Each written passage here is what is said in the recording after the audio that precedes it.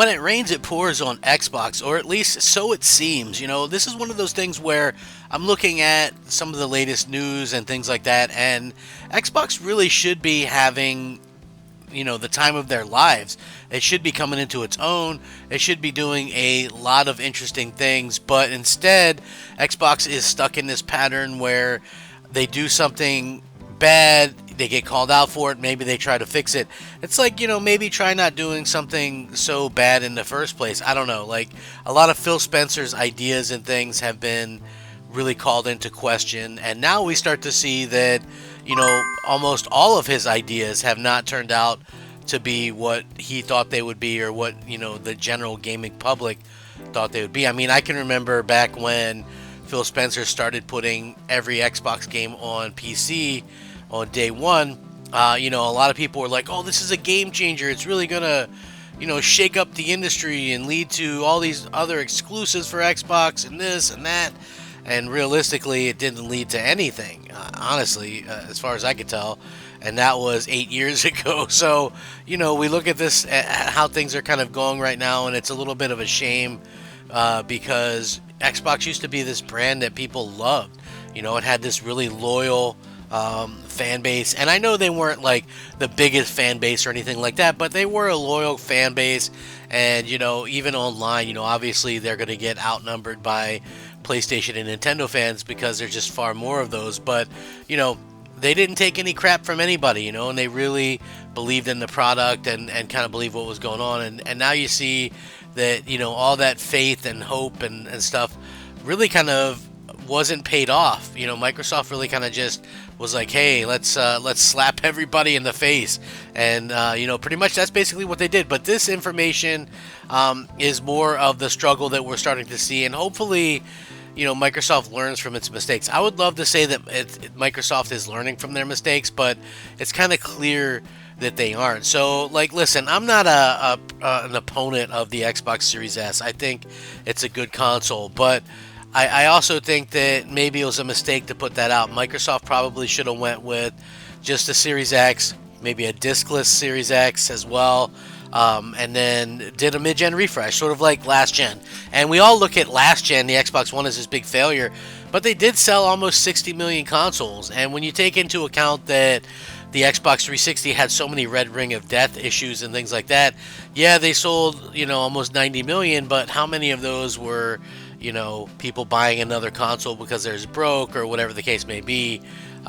So again, I think that those numbers can be skewed, so they might end up looking kind of equal in terms of the success. I know that's hard to believe, but 60 million Xbox Ones is nothing to sneeze at. So anyway, when it comes to the Series S, it looks like another developer is talking about how challenging it'll be. Developers have often cited the Series S console as a limitation under significant optimization challenge during game development. Now, Microsoft's choice to deliver a cheaper but less powerful hardware, the Series S only has 20 compute units clocked at 1.56 gigahertz for an estimated computing power of 4 teraflops, whereas the Series X has 52 compute units clocked at 1.825 gigahertz for an estimated computing power of 12.16 teraflops.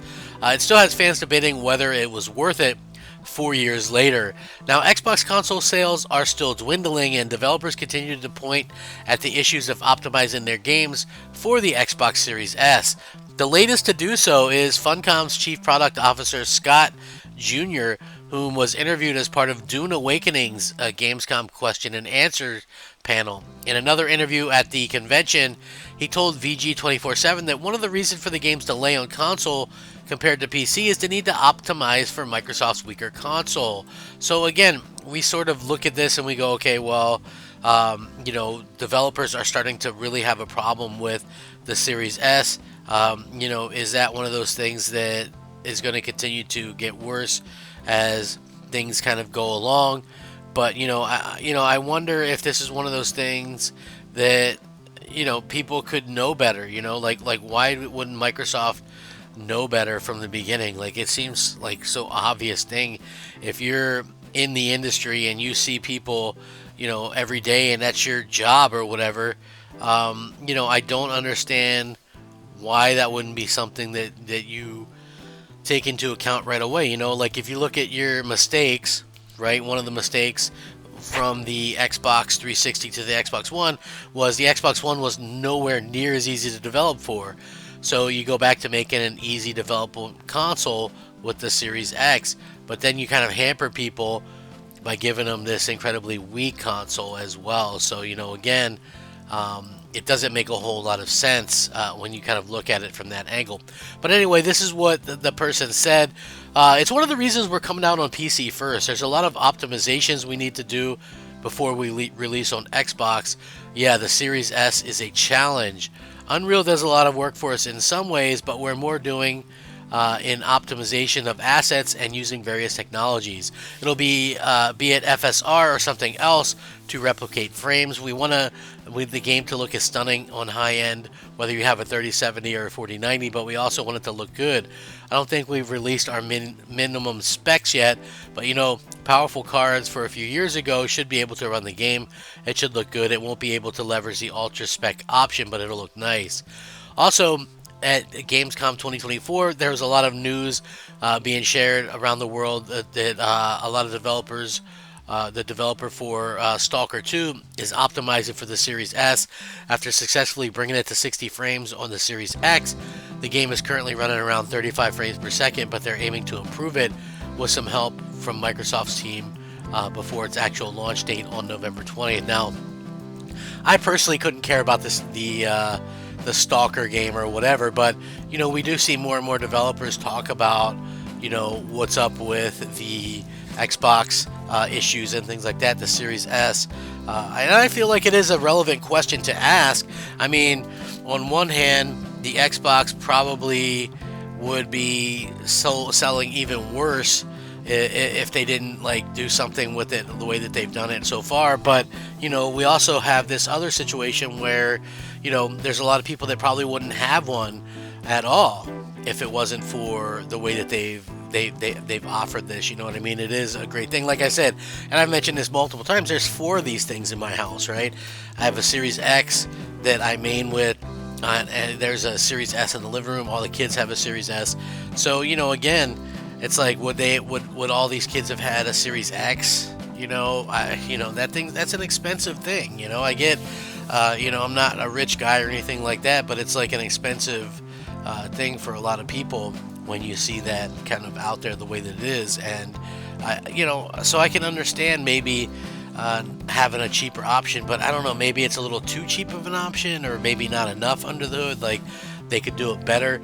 At any rate, you just hope that they kind of learn from the mistake going forward, and that they do their best to kind of make sure that they don't do it again. Because I know a lot of people are, you know, maybe excited that Microsoft might be offering a handheld in the future, but it's like, hopefully that wouldn't hamper the main console and things like that, because I feel like that would be a very negative thing indeed, you know. And if you look at it, right, when we look at the Xbox games versus PlayStation games and things like that, to me, it's always kind of wild to see how much better looking the PlayStation exclusives, the first party stuff, is than the Xbox stuff. And one of the reasons I've always thought for that is because Sony literally is only optimizing for their console, right?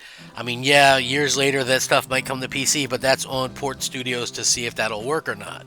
You know, they're most worried about getting these things optimized and running great on their platform, their console. And that's why these games look so great, and they give the gamers options for like the frame rate and stuff like that.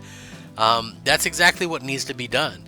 You know, when I look at what Microsoft is doing, it's not exactly in that same vein. You know what I mean? It's like they haven't given us options on most first party stuff. Like, a lot of the stuff launched at 30 frames. It's like, at least give us the option, at least give us the 40 frames with the VRR support and things like that, because, you know, I think that would be better than just the 30 frames option, in my opinion anyway. So, you know, is this something that's going to continue to hamper Xbox and cost them games in the future? Like, that's I think the real question that a lot of us are asking. And if so, who's to blame? I mean, is it Phil Spencer? Is it, you know, somebody else? I think that we kind of deserve some answers, and we also need to kind of understand that there can be a medium here. Just because the Series S is maybe dragging some games doesn't mean that every developer is having problems. So it is good and interesting to have, thoughts on both sides. But anyway, with that being said, I'll link this in the description. You can check it out. Let me know what you think. Rack 'em up. Crap Gamer out.